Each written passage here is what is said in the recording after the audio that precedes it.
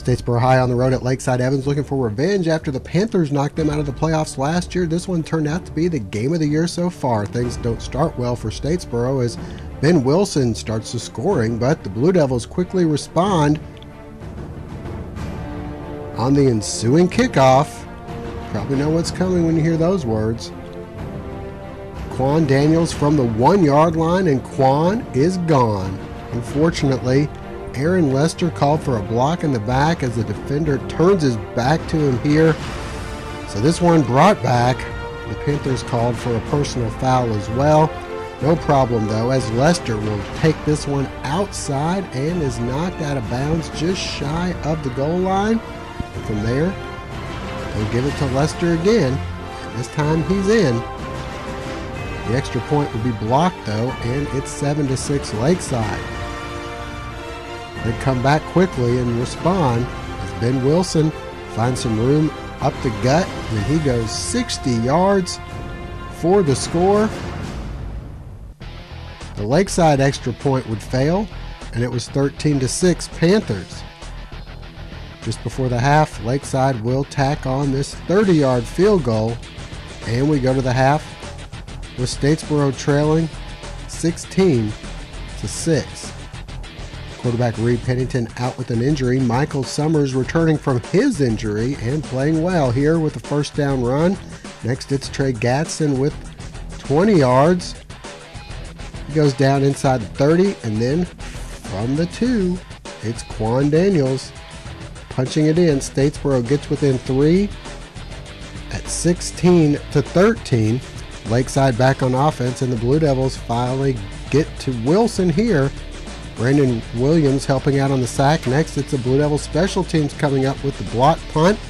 Statesboro will take over an excellent field position, and they'd make the most of it.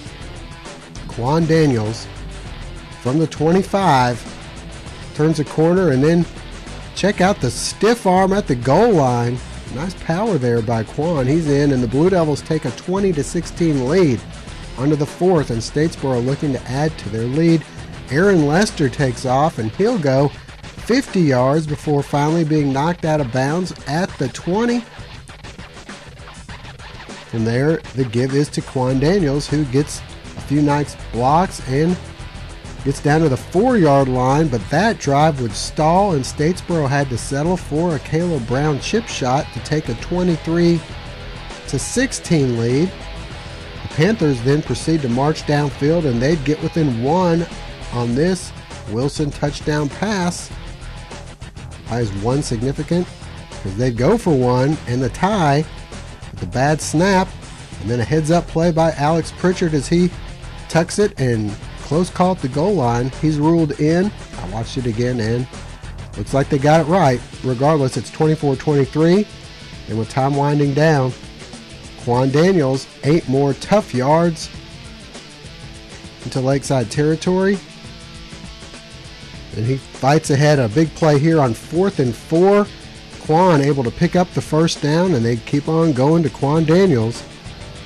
He gets this one inside the 30, and then with less than 5 seconds remaining in the ball game, final play of the game, it's Caleb Brown from 36 yards away, and he calmly splits the uprights. This one would have been good from 20 yards back, and the Blue Devils escape with a 26-24 victory.